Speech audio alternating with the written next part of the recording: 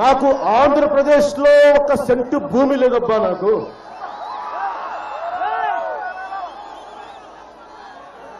ఒక్క మొక్క లేదు, ఒక్క ఇల్లు లేదు, ఒక గజం స్థలం లేదు.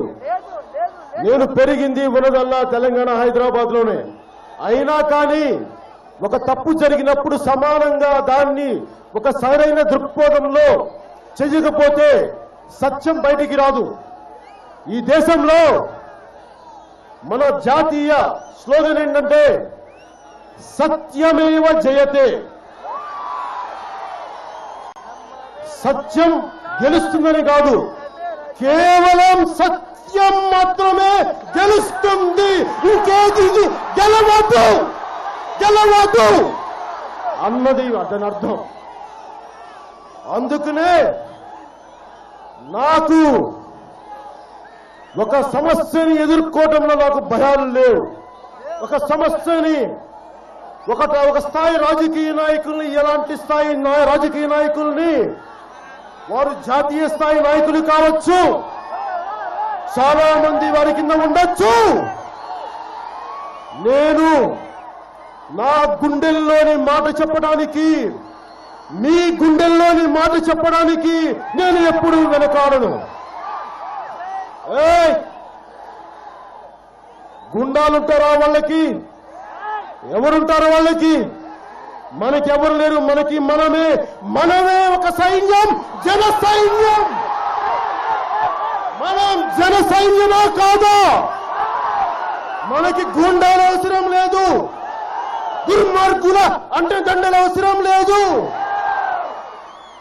మనకి డబ్బుల అవసరం లేదు. మనకి భగవంతుడున్నాడు, సత్యం ఉంది, మన గుండెల్లో ధైర్యం ఉంది, పోరాటే పటిమ ఉంది, గుండెల నిండా ఆత్మగౌరవం ఉంది, మనకి పౌరుషం ఉంది.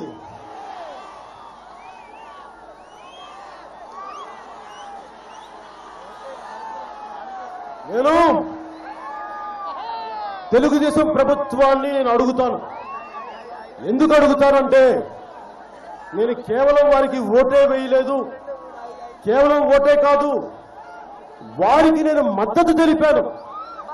ఎలాంటి మద్దతు తెలిపానంటే, ప్రాణాలు పోయేంత నా ప్రాణాలని పణంగా పెట్టి ఆంధ్రప్రదేశ్ రాష్ట్ర ప్రయోజనాల కోసం, మీ అందరి భవిష్యత్తు కోసం ఒక్కరు మాట్లాడాలి. తెలంగాణ నాయకులు సీమాంధ్ర ప్రాంత నాయకుల్ని ఒరే దద్దమ్మల్లారా, వాజమ్మల్లారా, సవటుల్లారా, సన్నాసుల్లారా అని తిడుతా ఉంటే నాకు బాధ కలిగింది. మీరు చూడండి, తెలంగాణ నాయకులు సీమాంధ్ర నాయకుల్ని సన్నాసి అంటే మన సీమాంధ్ర నాయకులు ఏమండి ఇది పద్ధతి కాదు, ఇలా మాట్లాడొద్దు అంటారు. సమటల్లారా అంటే ఇది మేము మాట్లాడాలంటే చాలా మాట్లాడచ్చు, కానీ మేము మాట్లాడట్లేదు అంటారు. దద్దమ్మల్లారా అంటే మేము బయటకు వస్తే చాలా వస్తాయంటారు, ఎప్పుడు చేయలేదు. నాకు ఇది బాధ కలిగింది. అరే వీళ్ళకి పౌరుషం లేదా? అరే కనీసం ఎందుకలా మాట్లాడతావు? మమ్మల్ని తిట్టు, మేము రాజకీయ నాయకులం, కాంగ్రెస్ పాలించింది, తెలుగుదేశం పాలించింది, మా నాయకులు తిట్టు, కానీ సీమాంధ్ర ప్రాంత ప్రజలు మీకేం చేయలేదు అన్న మాట మీరు ఒక్క కాంగ్రెస్ నాయకులు కానీ, ఒక్క తెలుగుదేశం నాయకులు కానీ ఒక్కరంటే ఒక్కరు కూడా మాట్లాడలేదు. అందుకనే మన సీమాంధ్ర ప్రాంత పార్లమెంటేరియన్స్ అంటే ఢిల్లీలో చాలా చులకనైపోయి చెత్త కింద కొట్టి, రక్తాలు వచ్చేలా కొట్టి, అన్ని బయటికి పంపించి రాష్ట్రాన్ని విడగొడితే నాకు ఏడుపు వచ్చింది. 11 రోజులు, ఒక్క రోజు కాదు, 2 రోజులు కాదు, 3 రోజులు కాదు, 11 రోజులు నేను అన్నం మానేశాను. ఈ రోజున మీకు చెప్తున్నా, నా బాధ తెలంగాణ ఇచ్చినందుకు కాదు, నా బాధ మీరు 1997లో రాష్ట్రాన్ని విడగొడతాం అన్న భారతీయ జనతా పార్టీ, మీరు 17 సంవత్సరాల పైన మీరు ఎందుకు ఆపారు? ఏ కారణాలు మిమ్మల్ని ఆపినాయి? అలాగే 2004లో కాంగ్రెస్ పార్టీ మీకు తెలంగాణ ఇస్తామని అన్న తర్వాత మీరు ఎందుకు ఆగారు? అంటే మీ ముఖ్యమంత్రులు ఉంటే ఒకలాగా, ముఖ్యమంత్రులు లేకపోతే ఇంకోలాగా, అసలు మీకు అధికారం లేకపోతే చంపేయండి తెలుగు ప్రజల్ని, తెలుగు రాష్ట్రాల ప్రజల్ని కొట్టుకు చావండి అని చెప్పి మనకు అన్యాయం చేశారు. అదొక్కటే కాక అన్యాయంగా ఒక తెలుగుదేశం ఎంపీ, నాకు ఆయన నారాయణ గారు అనుకుంటా, కొనకల నారాయణ గారు అనుకుంటా, ఆయన కొడితే నాకు చాలా బాధ కలిగింది. చాలా అన్యాయం. నేను సెంట్రల్ హాల్లోకి వెళ్ళాను, పార్లమెంట్లో వెళ్తే అక్కడ ఎవరున్నారో పార్లమెంట్ సెంట్రల్ హాల్లో ఎలాంటి చరిత్ర ఉన్నది? ఒక అంబేద్కర్, ఒక మహానాయకుడు అంబేద్కర్, జవహర్ లాల్ నెహ్రూ, మౌలానా అబుల్ కలాం ఆజాద్, సర్దార్ వల్లభాయ్ పటేల్, ఇలాంటి గొప్ప గొప్ప నాయకులందరూ ఉన్న సెంట్రల్ హాల్లో, వాళ్ళు తిరిగిన సెంట్రల్ హాల్లో ఇంత అన్యాయం జరిగింది, అలాంటి ప్రాంగణంలో అన్యాయం జరిగింది అని చాలా బాధ కలిగింది. కనీసం ఇంతమంది జాతీయ నాయకులు ఉన్నారు. ఇది జాతి సమగ్రతకి భంగం కలిగించదా? జాతీయ స్ఫూర్తికి భంగం కలిగించదా? వీళ్ళకి మానవత్వం లేదా? కేవలం విడదీసే రాజకీయాలేనా? ఆపర్చునిస్టిక్ పాలిటిక్స్ ఏనా? అవకాశవాదపై రాజకీయాలేనా? ఇంతేనా అని చెప్పి నేను ఎవరిని తిట్టలేక ఒక సామాన్యుడికి, నేను సామాన్యుడిని ఏడుపుతోటి, ఎందుకంటే నేను దేశానంత ప్రేమించాను. ఎందుకు ప్రేమించానో నాకేం తెలుసు. చిన్నప్పుడు స్కూల్లో భారతదేశంలో మాతృభూమి అని చెప్పి ప్రతిజ్ఞ చేసి అలవాటు అయిపోయింది నాకు. స్కూల్ వదిలేశారు ఇంటర్ తర్వాత, కానీ ఇప్పటికీ ఆ ప్రతిజ్ఞ నా గుండెల్లో ఉండిపోయింది. భారతదేశం నా మాతృభూమి, నా మాతృభూమి, నా మాతృభూమి అని. అందుకే ఆ బాధతో ఏడ్చాను. నిజంగా మీరు తెలంగాణని ఇవ్వాలనుకున్నప్పుడు నిజంగా సంతోషంగా మేము ఇస్తున్నాం, దయచేసి సీమాంధ్ర ప్రాంత ప్రజలు అర్థం చేసుకోండి అంటే కోపం వస్తుంది. ఎవరికి కోపం రాదు? 42 సంవత్సరాల తర్వాత మీరు ఈ ఏరియా, మీ ప్రాంతం చెప్పిన తర్వాత ఇప్పుడు మీరు బయటికి వెళ్ళిపోండి అంటే మనకు బాధ ఉండదు. మనం ఒక ఇంట్లో ఉన్నాక మీరు మీ సంబంధం లేదు, మీరు వెళ్ళిపోండి అంటే బాధ ఉండదు. రాస్తారోకోలు చేస్తారు, ధర్నాలు చేస్తారు, మీరు భరించండి. ఎందుకంటే ఇందిరాగాంధీ గారు ఆవిడ పెట్టిన ఐడియాలజీ నుంచి మీరు డివియేట్ అయ్యారు. మరి డివియేట్ అయినప్పుడు మీరు భరించాలి. జనం తాలూకు ఆగ్రహం, ఆవేశం మీరు భరించాలి. భరించం కానీ మేము ఇచ్చేస్తామని చెప్పి ఢిల్లీలో కూర్చొని చాలా అన్యాయంగా, అక్రమంగా ఇచ్చేశారు. పోనీ ఇచ్చారు. ఈ రోజుకి ఒక్కళ్ళన్నా వచ్చి సీమాంధ్ర ప్రాంతానికి వచ్చి, తెలంగాణకు వచ్చి, కానీ మేము తెలంగాణ వాళ్ళకి 600 మంది చచ్చిపోతే కానీ మీకు మేము బలిదానాలు, యువకులు బలిదానాలు అయితే కానీ మీకు ఇచ్చాం, క్షమించండి అనలేదు ఒక మాట. అలాగే సీమాంధ్రకు వచ్చి మేము తప్పు చేశాం, మేము పొరపాటు చేశాం, మమ్మల్ని క్షమించండి అని చెప్పి ఈ రోజుకి ఒక్కరు రాలేదు. వారికి అంత అహంకారం, ఉత్తరాది అహంకారం, దక్షిణాది అంటే చిన్న చూపు. ఆ ఉత్తరాది అహంకారం మీద నా పోరాటం. మేము భారతీయులం కాదా? మీరు ఒక్కరైనా భారతీయులు? మీ 10 మంది కలిస్తే మీదైనా భారతదేశం. ఇన్ని కోట్ల మంది దక్షిణ భారతీయులకి ఇది భారతదేశం కాదా? ఈ వివక్ష ఎందుకు? ఎందుకు ఎందుకు ఎందుకు ఎందుకు ఎందుకు ఎందుకు?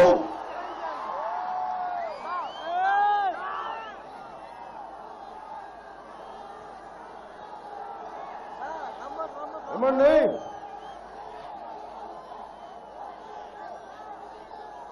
నేను తెలుగుదేశం పార్టీ నాయకులు ఇదే చెప్పాను. సార్, చాలా ఇబ్బందుల్లో ఉన్నాం. 10 సంవత్సరాలు సీమాంధ్ర ప్రాంత ప్రజలు చేయని తప్పుకి వాళ్ళు తెలంగాణ నాయకుల చేత చాలా బాధలు పడ్డారు. ఆ మాట తీసుకోలేదు. ఎవరికంటే ఇస్తాం మాట పట్టం. పోలీసులు, మన సీమాంధ్ర పోలీసులు తెలంగాణ పోలీసులు కొట్టుకోవడం ఏంటంటే అన్యాయంగా, నీచంగా. ఎంత దిగజారిపోయింది వీళ్ళ రాజకీయ విధి విధానాలు. పోలీసులు కొట్టుకోవడం ఏంటి? అంత దిగజారుడు రాజకీయం చేశారు. నాకు ఇవన్నీ అనిపించి నేను వారికి ఒకటే చెప్పాను, కొత్తగా రాష్ట్రం ఏర్పడింది, మీకు ఒక సమగ్రమైన, ఒక అందమైన పాలన కావాలి. నేను నా వంతు కృషి నేను చేస్తాను. మీరు నా వల్ల గెలుస్తారో లేదో నాకు తెలియదు, కానీ నేనైతే మీ తరపు ఒక కార్యకర్తలాగా పోరాటం చేస్తాను. దేనికి?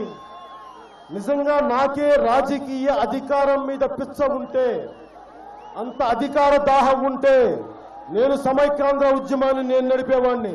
ఇక్కడికి వచ్చి నేను నడిపేవాడిని. ఏమంత దమ్ము లేదా, అంత తెగింపు లేదా? అంత మాత్రం రాజకీయం మనం చేయలేమా? మనకేం ఏమనుకుంటారు వాళ్ళు? ఎందుకు చేయలేదంటే నాకు తెలంగాణ అంటే ప్రేమ, తెలంగాణ అంటే ఇష్టం. నాకు అంత ప్రేమ ఎందుకంటే తెలంగాణ గురించి నాకు, ఎందుకంటే నేను తెలంగాణ కష్టాలను చాలా దగ్గరలో చూశాను. ఒకసారి ప్రజారాజ్యం పార్టీలో నేను ఉస్మానియా యూనివర్సిటీకి వెళ్ళాను. వెళ్తే అక్కడే ఇలా సమూహం ఉంటే వాళ్ళలో కొద్దిమంది యువకులు నన్ను ఇలాగ రే పవన్ కళ్యాణ్ నీకేం తెలిసిన మా తెలంగాణ గురించి అని అన్నారు. చాలా తిట్టారు. నచ్చగొట్టడానికి మాట్లాడాలి చెప్తున్నాను. నేనేం చెప్పానంటే, నా స్నేహితుడు, నాకు సన్నిహితుడు, తెలంగాణ కవి మాస్టర్జీ పాట పాడాను. ఆ పాట ఏంటంటే, ఊరి దొరలకు ఉంపుడు గట్టెను పేరు జోగినమ్మా, నేను ఊరి సాయినమ్మా, నా పేరు జోగినమ్మా, నేను ఊరి సాయినమ్మా.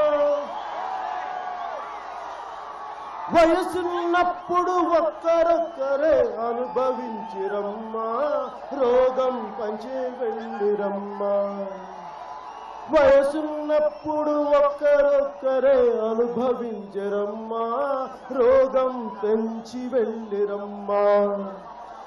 ఉడిగిన వయసుకు ఈ రోగాలే సంపాదాయనమ్మా, సిరి సంపాదాయనమ్మా.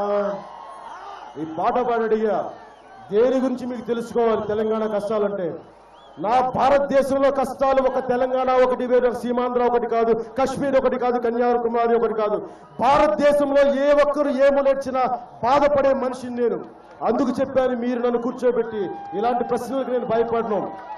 నేను అన్ని అర్థం చేసుకుని ప్రజా సమస్యల మీద పోరాటం చేయడానికి రాజకీయాల్లోకి వచ్చాను, కానీ తప్పించుకోవడానికో పదవులు అనుభవించడానికో కాదు.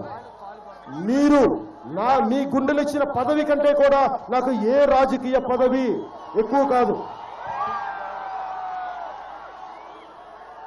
ఈ రోజున అందరూ తిడతా ఉన్నారు, కేంద్రం అన్యాయంగా మనల్ని అంటుంటే అప్పుడు తెలంగాణ నాయకులు సీమాంధ్ర వాళ్ళని తిట్టారు. ఈరోజు కేంద్రం అదే సీమాంధ్ర నాయకులు చులకనగా చేస్తుంటే నాకు ఒకటే అనిపిస్తుంది. గుంటూరు శేషేంద్ర శర్మ, ఆయన నాకు ఇష్టమైన కవి, ఆయన ఒక మాట అన్నారు, సముద్రం ఒకటి కాళ్ళ దగ్గర కూర్చొని మొరగదు, తుఫాన్ గొంతు చిత్తం మనడం మెరగదు, పర్వతం ఎవ్వడికి వంగి సలాం చెయ్యదు, ఆత్మ గౌరవం ఉన్న ఏ తెలుగోడు కేంద్రానికి జీ హుజూర్ అని గులాంగిరి చెయ్యడు. తెలుగుదేశం నాయకులకి అందరికీ నేను చెప్తున్నాను, దయచేసి మా సీమాంధ్రుల ఆత్మగౌరవం కానీ, మన సీమాంధ్రుల ఆత్మగౌరవం కానీ కేంద్రం దగ్గర తలపెట్టవద్దు. తలదించకండి, గుండెత్తి మాట్లాడండి, తలెత్తి మాట్లాడండి, ధైర్యంగా మాట్లాడండి. ఇవ్వకపోతే మీరు పోరాటం చేయండి. మీరు చెప్పండి, ప్రజలకి మీరు చెప్పండి. అధికార పక్షం, ప్రతిపక్షం మీరు పోరాటాలు చేసి అలసిపోయి మా వల్ల కాదు, మేము చేతులెత్తేసాం, మేము స్పెషల్ స్టేటస్ మేము పోరాటం చేయలేమంటే అప్పుడు మీరు మాకు వదిలిపెట్టండి, మా జనసేనకి వదిలిపెట్టండి, మేము చూపిస్తాం ఏం చేయగలమని. ఏం చేస్తాం? దేశాన్ని అటు ఇటు కదలకుండా కూర్చుంటాం, ఇక్కడే కూర్చుంటాం, కాకినాడలో కూర్చుంటాం, కర్నూలులో కూర్చుంటాం, హైదరాబాద్ లో కూర్చుంటాం.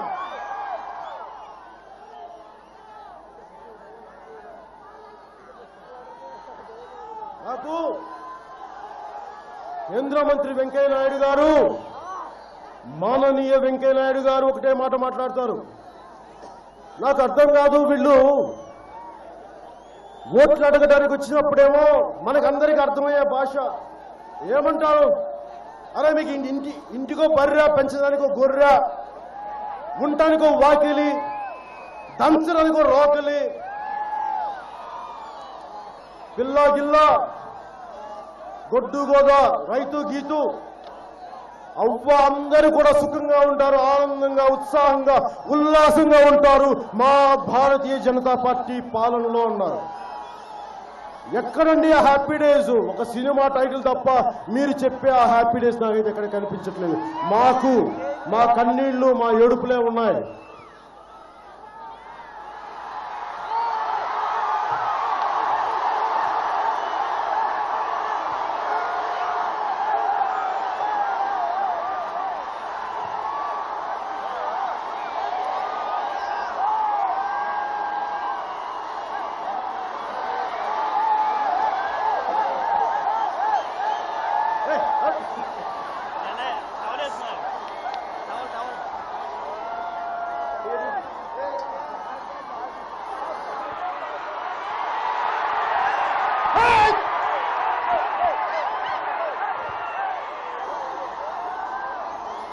నేను ఒకళ్ళు అడుగుతా భారతీయ జనతా పార్టీ నాయకుల్ని, ఏమండి ఎలక్షన్కి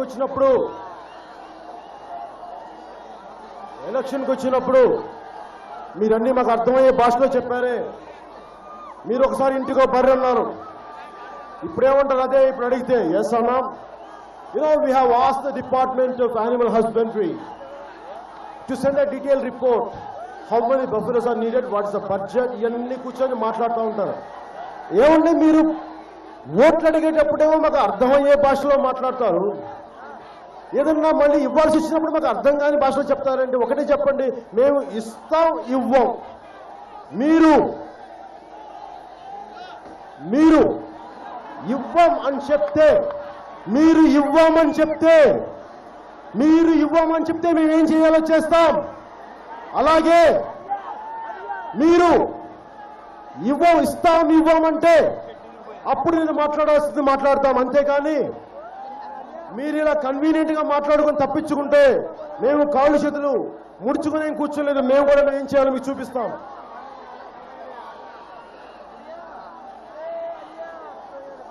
ఈ రోజున భారతీయ జనతా పార్టీకి నేను ఒకటే అడుగుతున్నా, మీ పార్టీ రెజల్యూషన్కి ఇచ్చినంత విలువ పార్లమెంటులో ఇచ్చిన మాటకి లేదా? అంటే మీ పార్టీ రెజల్యూషనే ఎక్కువ భారత రాజ్యాంగంలో, భారత చట్టసభలు ఇచ్చిన మాట కంటే కూడా. దీనిని మేము ఖచ్చితంగా పై స్థాయిలో తీసుకెళ్తాం దీన్ని. అలాగే మీరు ఈ రోజున ఇక్కడ ఉన్న అందరినీ అడుగుతున్నాం, ఒకటే చెప్పండి. తెలుగుదేశం పార్టీ నాయకులు వచ్చినా, ఏ పార్టీ నాయకులు వచ్చినా వారిని ఒకటే చెప్పండి, మేము మీకు ఇస్తామంటే చెప్పండి, వద్దమ్మా వద్దు, ఈ పాచి లడ్డూలు వద్దు అని చెప్పండి వాళ్ళకి, ఎవరికైనా సరే. అలాగే సీమాంధ్ర ఎన్జీఓలు చాలా ఇబ్బందులు పడ్డారు. రాష్ట్రం విడిపోయిన తర్వాత వారికి ఆఫీసులు లేవు, వారి పిల్లల్ని వదిలేయమన్నారు. వాళ్ళ పిల్లల్ని తీసుకురావాలా లేదో తెలియదు. రాజధాని ఇంకా నిర్మాణం పూర్తి కాలేదు, కానీ వాళ్ళ గురించి ఏమి సరిగ్గా ఆలోచించట్లేదు. నేను ప్రభుత్వ ఉద్యోగకుడికి నా కష్టాలు తెలుసు ఎలా ఉంటాయో. ఒక ఇల్లు మారాలంటే ఎన్ని కష్టాలు ఉంటాయో తెలుసు. అందుకనే మీరు రాష్ట్ర ప్రభుత్వం వారిని ఆదుకోండి. ఎందుకంటే నేను మొన్న తిరుపతి సభ అయినాక 600 పైచీలకు ఒక జిల్లా నుంచి ఒక స్థాయి టీచర్ మా దగ్గరికి వచ్చారు. వాళ్ళు చెప్తా ఉన్నారు, మేము ఇక్కడ ఇరుక్కుపోయాం, మాది శ్రీకాకుళం జిల్లా, మేము అక్కడ ఆగిపోయాం, ఇక్కడ తెలంగాణలో ఇరుక్కుపోయాం, మా ఊర్లకి వెళ్ళాలనుంది, మా అమ్మా నాన్నలను చూసుకోవాలంది, మేము ఇక్కడ ఆగిపోయాం, మేము అటు ఇటు కాకుండా అయిపోయాం. తెలంగాణలో ఉంటే తెలంగాణ ప్రజలు అంటున్నారు కొంతమంది, ఏం రా మీ ఆంధ్రోళ్ళు ఇంకా పోలేదు, ఇంకా వర్షాలు పడవరా మీరు ఉంటే మిమ్మల్ని బాధ పెడుతున్నారు, దయచేసి అవి మాకు చెప్పండి, ముఖ్యమంత్రి గారికి చెప్పండి, మేము వెళ్ళిపోతాం, మాకు పంపించిందంటే. ఇలాంటి బాధలన్నీ ఉన్నాయి. కానీ ఇవన్నీ పట్టించుకోకుండా కేవలం రాజధాని మీదే మీరు దృష్టి పెట్టి నిధులన్నీ వాటికే అని ఇలాంటి అన్ని మొత్తం కేంద్రీకృతం ఒకవైపే పెడితే చాలా సమస్యలు ఉండిపోయినాయి. ఆఖరికి 2.5 సంవత్సరాలు ఆగిపోయింది, గడిచిపోయింది. 2.5 సంవత్సరాలు గడిచిపోయిన తర్వాత ఇంకా మనం బాధలు పడుతూనే ఉన్నాం. అందుకే ఇంకో 2 సంవత్సరాలే సమయం ఉంది. ఆ తర్వాత 6 నెలల్లో ఎలక్షన్స్ వచ్చేసి మేము ఏం చేయలేమంటారు. ఇప్పుడు తెలుగుదేశం ప్రభుత్వం మేల్కొని మీరు చేస్తారా చెయ్యరా, చేయకపోతే దయచేసి మీరు కేంద్రంతో పోరాడండి. నేను ఈ రోజున ఒకటే అడుగుతున్నాం, ముఖ్యంగా అవంతి శ్రీనివాస్ గారిని, అనకాపల్లి ఎంపీ అవంతి శ్రీనివాస్ గారిని నేను ఒకటే అడుగుతున్నా, మీరు పోరాటం చేస్తారంటే అనకాపల్లి సీట్ నేను ఇచ్చేస్తాను, మీరు వచ్చి పోరాటం చేయాలని చెప్పి మీరు గెలవండి అని నన్ను అడుగుతున్నారు. శ్రీనివాస్ గారికి నేను చెప్పదలుచుకున్నా, శ్రీనివాస్ గారు ప్రజారాజ్యం పార్టీలో నేనున్నా, నిజంగా నాకే ఎంపీ కావాలనుకుంటే నాకు ఎవరు ఇవ్వాలండి, నేనే తీసుకుంటాను, నన్ను ఆపేది ఎవరండి? మీ అందరూ నాకంటే తెలియదు కొత్తవాడిని, రాజకీయాలు మీరు బాగా చేస్తారని కదా మీలాంటి నిష్ణాతులను పంపించింది, మీరు వదిలేస్తే ఎలాగా? అందుకు నేను అవంతి శ్రీనివాస్ గారికి ఒక చెప్తున్నా, మీలో నిజంగా తెలుగు ప్రజల ఆత్మగౌరవం కాపాడగలిగి సీమాంధ్ర ప్రాంత ప్రజల ఆత్మగౌరవం కాపాడాలనుంటే మీరు రాజీనామా చేసేయండి. మీరు రాజీనామా చేసి అందరికీ మార్గదర్శకంగా నిలవండి. తిరిగి మీరు దగ్గరుండి నేను గెలిపించుకుంటాను. మీరు రాజీనామా చేయండి, అనకాపల్లికి వచ్చి అనకాపల్లిలో కూర్చొని మిమ్మల్ని గెలిపించుకునే బాధ్యత పవన్ కళ్యాణ్ జనసేనది, మన జనసేన సైనికులు. మీరు స్ఫూర్తిగా నిలవండి. మీరు స్ఫూర్తిగా నిలిస్తే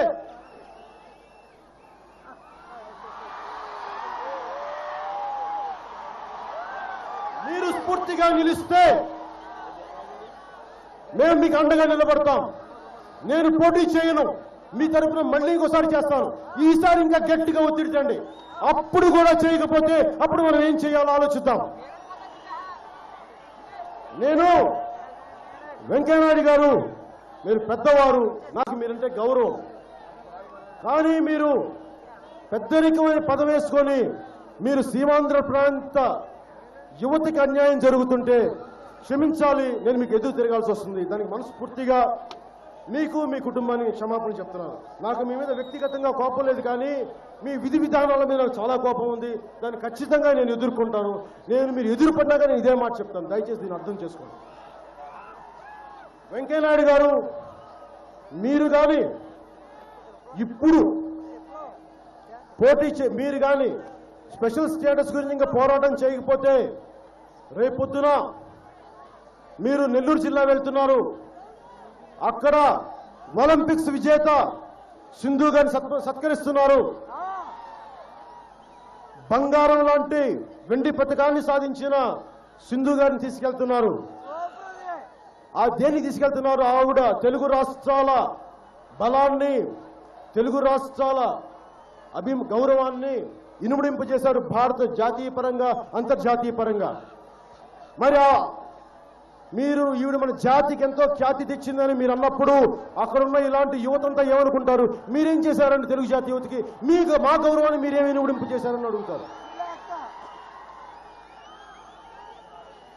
మీరు ఇక్కడున్న సీమాంధ్ర ప్రాంత నాయకులకి కేంద్రంలోనూ కానీ ఇక్కడ కానీ ప్రతి ఒక్కరిని చెప్పేది ఏంటంటే, మీరు స్పెషల్ స్టేటస్ పైన పోరాటం జరగకపోతే, మీరు లొంగిపోతే ప్రజలందరూ ఏమనుకుంటారంటే, మీరు ఎయిర్పోర్ట్స్ వెళ్తున్నప్పుడు అదిగదిగో ఆయనేరా మనల్ని వంచింది, మాట ఇచ్చి తప్పించుకున్న ఆయనేరా అని అంటారు.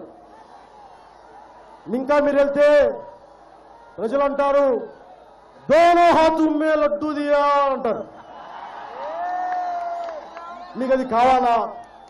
లేదంటే సీమాంధ్ర ప్రాంత పౌరుషం గౌరవం నిలబెట్టడానికి మీరు పోరాటం చేస్తారనేది నేను పెద్దలందరికీ, గౌరవనీయ పార్లమెంట్ సభ్యులందరికీ నేను ఈ కాకినాడ సభాముఖంగా మీకు తెలియజేసుకున్నాను. ఏమనంటే, నేను ఒక మాట మాట్లాడితే బాధపడిపోతారు. మొన్న మధ్య నేను ఏమన్నాను, మన తిరుపతి సభలో నేనేం చెప్పాను? పవన్ కళ్యాణ్ కోట్లు సంపాదిస్తాడు, కోట్లు ట్యాక్సులు కడతాడని చెప్పాను.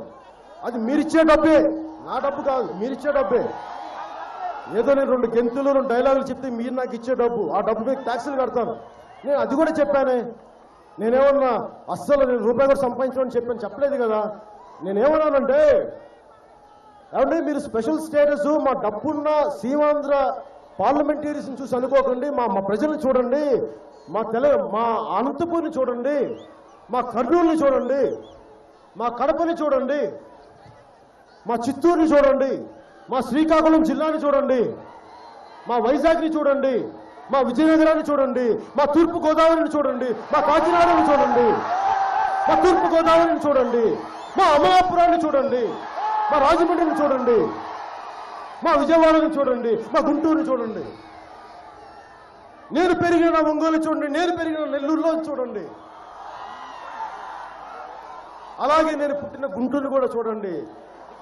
దయచేసి ఇంతమంది ప్రజలు చూసి మీరు స్పెషల్ స్టేటస్ ఇవ్వాలి. కానీ మురళీమోహన్ గారికి వ్యాపారం ఉన్నాయి, నాకేం పాప, ఆయన ఎవరిని దోచి కాదు, ఆయన వ్యాపారం చేసి సంపాదించాడు, నాకు ఇబ్బంది ఏం లేదు. నేను ఎప్పుడు వ్యాపారం చేయడం పాపని చెప్పలేదండి.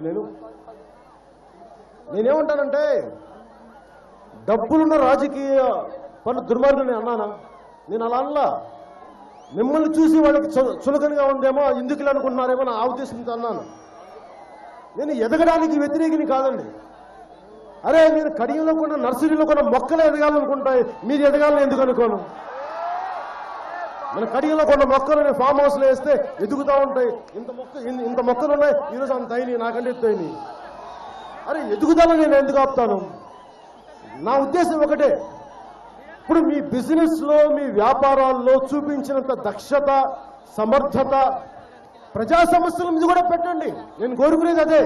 అలా కాకుండా పార్లమెంట్లో కూర్చొని, ఏమండి మన కాంట్రాక్ట్ ఏమైంది, ఆ మినిస్టర్తో మాట్లాడదాం అనుకుంటే ఎట్లాగా?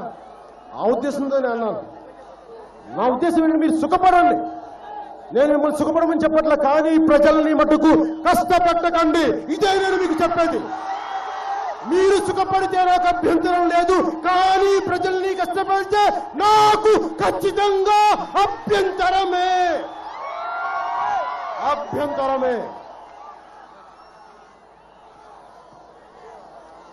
సొంత లాభం కొంతే మానుకోమన్నాను మొత్తం. దయచేసి పార్లమెంటు వ్యక్తులందరి సభ్యులందరూ చెప్తున్నాను, మీ సొంత లాభాలు మానుకోమన్నా మీరు మానుకోరు, నాకు తెలుసు.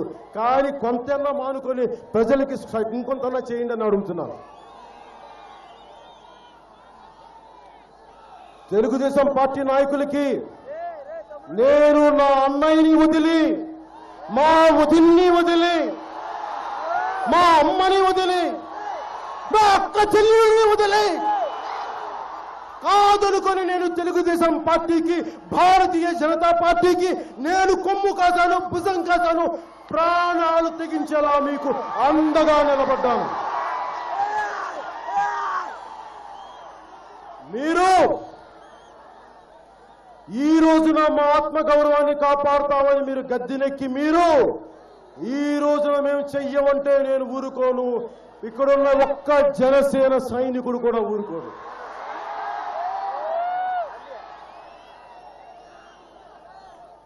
కాంగ్రెస్ నాయకులు కేవీపీ రామచంద్రరావు గారు అంటారు, మొన్న మేము కాంగ్రెస్ చేసిన తప్పిదాలు మీరు చేయకూడదంట. నాకు అర్థం కావట్లా. ఈ పుస్తకం లెజిస్లేటింగ్ ఫర్ జస్టిస్ అని చెప్పి భూసేకరణ చట్టం కొత్త తీసుకొచ్చారు 1880 తర్వాత, 2000 తీసుకొచ్చారు కాంగ్రెస్ ప్రభుత్వం. ఇది రాసింది శ్రీ జయరాం రమేష్, ఇంకొకరు, ఇద్దరు కలిపి రాశారు. నేను అడిగేది ఒకటే, జయరాం రమేష్ గారు, మీరింత తెలివిగల వ్యక్తి, మీరింత నిబద్ధత గల వ్యక్తి, నేను మీ ఇంటిగ్రిటీని శంకించట్లేదు, కానీ మీరు ఎందుకు కాంగ్రెస్ నాయకుల నా ప్రశ్న ఏంటంటే, మీరు 2004 నుంచి చెప్తున్నారు తెలంగాణ ఇస్తామన్నప్పుడు మీరు ఎందుకు మాకు రాజధానిని మీరు ముందే ఎందుకు సెలెక్ట్ చేయలేదు? ఎందుకు నిధులు ఇవ్వలేదు? ఎందుకు మమ్మల్ని 42 సంవత్సరాల తర్వాత మెడపెట్టి తోసి తిట్టించి మాకు ఎందుకు కడుపు మంట కలిగించా